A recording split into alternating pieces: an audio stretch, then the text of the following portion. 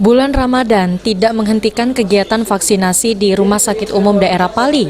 Berdasarkan pantauan PAL TV di ruang vaksinasi COVID-19 RSUD Pali masih berjalan, namun mengalami penurunan dari jumlah peserta vaksinasi di hari sebelum puasa. Menurut Dwi Astuti, Kabag Perawatan Rumah Sakit Umum Daerah Pali yang dikonfirmasi, sebelum bulan Ramadan sehari-hari, pihaknya melakukan vaksinasi terhadap pelayanan publik dan lansia bisa mencapai 200 orang.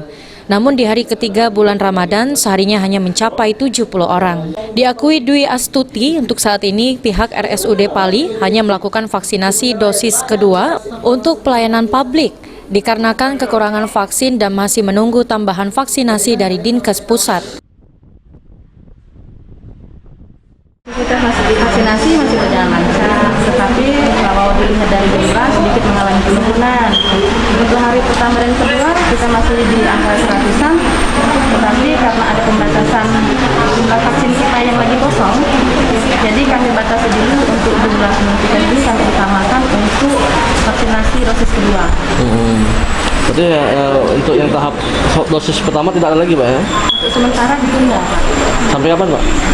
Sampai kami dapat kabar dari Dinkes kalau memang vaksin sudah siap tidak ada, kami lanjut lagi untuk dosis pertama.